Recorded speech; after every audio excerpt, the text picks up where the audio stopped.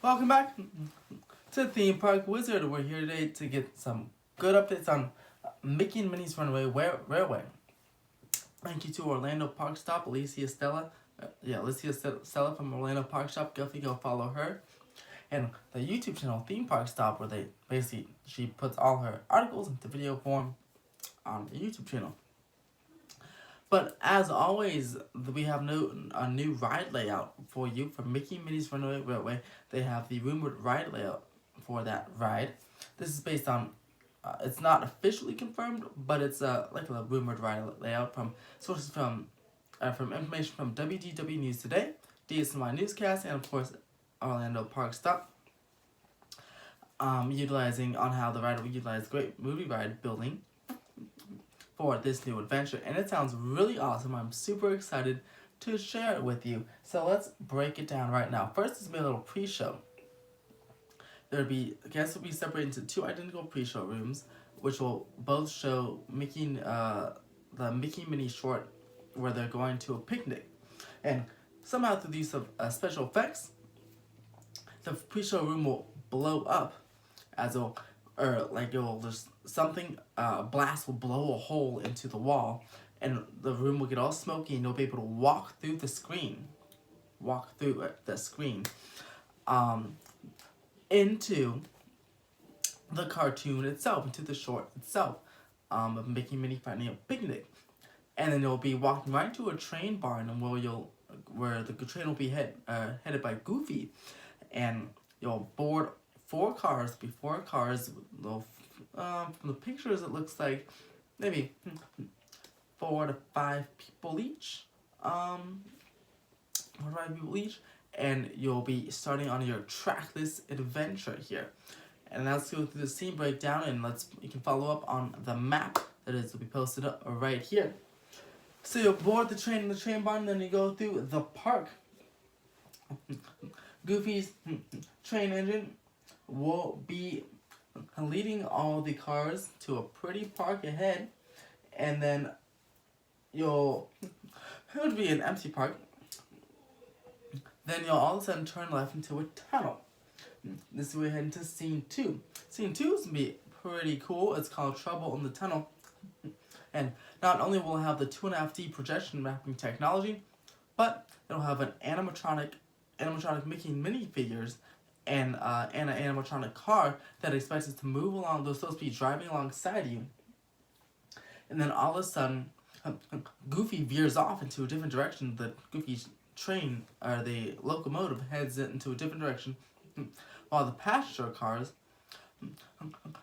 go in a very different direction. Which leads into scene 3. Now we're on our own, so to speak, as Goofy's locomotive headed into the secret bypass track, and will meet up with us later. But our train cars will be in the middle of a stampede of buffalo, was it? A stampede of bulls, actually. Stampede of bulls. So there's 4 train cars, and there'll be 2 train cars will go on one side of the room, and 2 train cars will go on the other side of the room. There's these really wide rooms to avoid the stampede of bulls. And they'll be going in and out of control to try to get out of them. And then, from that scene 3 on, the train will not be obviously connected anymore. The track really starts to take effect, as it won't be a connected train. Cars will be separated, and it'll be turned into like a mini light version of Rise of the Resistance in terms of the trackless technology. And you'll end up through that stampede into a carnival, scene 4, and you'll be surrounded by roller coasters and rides and games, but you won't have any more time to enjoy those roller coasters, rides, and games, because your vehicles will be snatched up in an oncoming tornado that's coming out of literally nowhere. Which leads to scene 5, which is the Twister scene, which is where you guys are just spinning out of control into a tornado. Now, keep in mind this ride is for everyone, so none of these scenes will be really intense. So the spinning won't be like some of those spinning roller coasters, like where you're just spinning out of control. Like, no, it'll be like, maybe like a light, maybe like a Transformers type spin, or something like that. Or the Simpsons ride, you kind of spinning. Very light spin, ready for everybody. It won't make you dizzy or nauseating or anything. It's just to simulate that you're in a tornado. Which leads you to scene 6A, which is the tornado spits you off into a tropical island. Now, this is very interesting. As the ride vehicles will prop themselves up onto 4 motion-based simulators. They'll each have their own projection dome, and then the motion-based simulators will they'll simulate you falling down this waterfall on this tropical island. And again, it won't be like a massive like fall, it won't be like a Rise of the Resistance type Tower of Terror drop. It'll just you'll probably like lift up a few feet.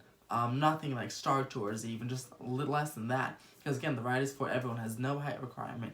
So you'll be just lifting up just to simulate that you're falling over this waterfall. And that will be scenes 6A and 6B when you're actually falling over the waterfall. Then you'll be in scene 6C,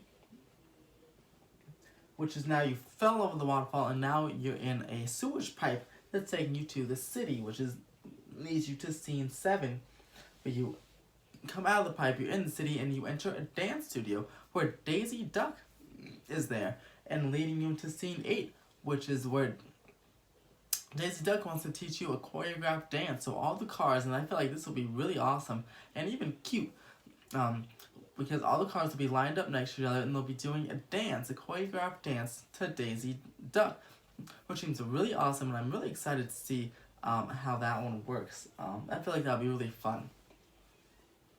After your little dance detour, you'll go into C9, which is an alley, and you'll be backing up into an alley, which will lead you to C9B, where the alley leads to a dangerous factory, where you start heading towards a fiery furnace, and then somehow, out of the blue, just in time, like in cartoons work, you'll be rescued by Mickey and Minnie, and you'll head out of the back factory.